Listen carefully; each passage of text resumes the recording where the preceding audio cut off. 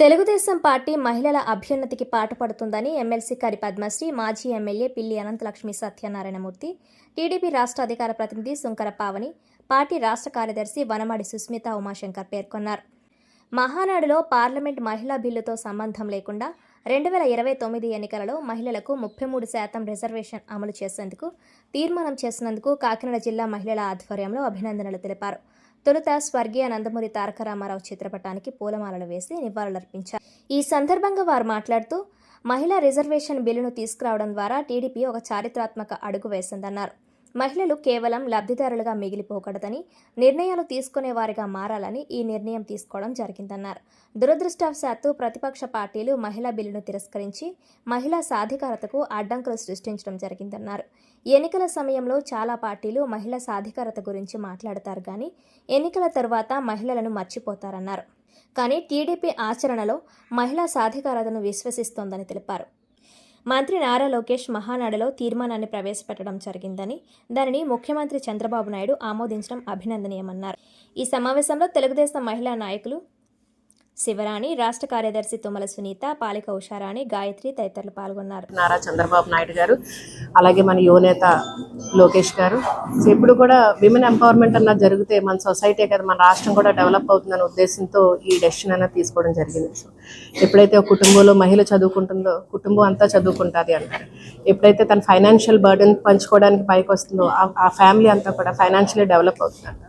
అలాగే ఎప్పుడైతే ఒక విమెన్కి ఈ పాలిటిక్స్లో అవకాశం దొరుకుతుందో, నాయకత్వం వహించే అవకాశం దొరుకుతుందో ఆ సొసైటీ, ఆ రాష్ట్రం, ఆ దేశం బాగుపడుతుంది అంటారు. సో ఈ విమెన్కి మనం ఇది ఇవ్వాలి అనే ఆ మనసు ఆలోచన వచ్చింది కాబట్టి ఈరోజు చేశారు. ఎందుకంటే ఇప్పటివరకు ఎవరికి కూడా అలా రాలేదు.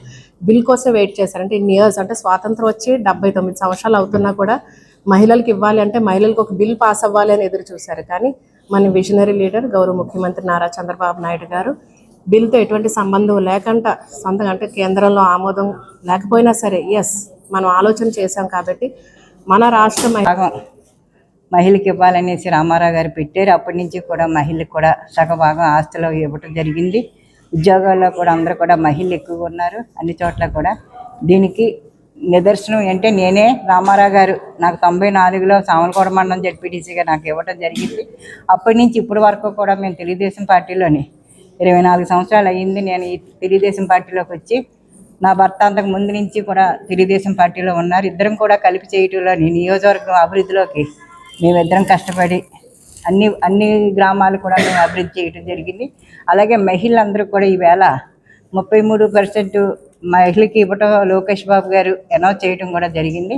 అందులోనే భాగంగా ఈవేళ ఎంపీటీసీలు కానీ, రేపు స్థానిక సంస్థలు ఎంపీటీసీలు కానీ, సర్పంచులు కానీ, జడ్పీటీసీలు కానీ, అలాగే ఎమ్మెల్యేలు కానీ అందరూ కూడా మహిళలకి స్థానం కల్పించిన లోకేష్ బాబు గారికి, అలాగే చంద్రబాబు నాయుడు గారు ముఖ్యమంత్రిగా చెప్పి ఈరోజు ఈ చారిత్రాత్మకమైన నిర్ణయం తీసుకోవడం జరిగింది.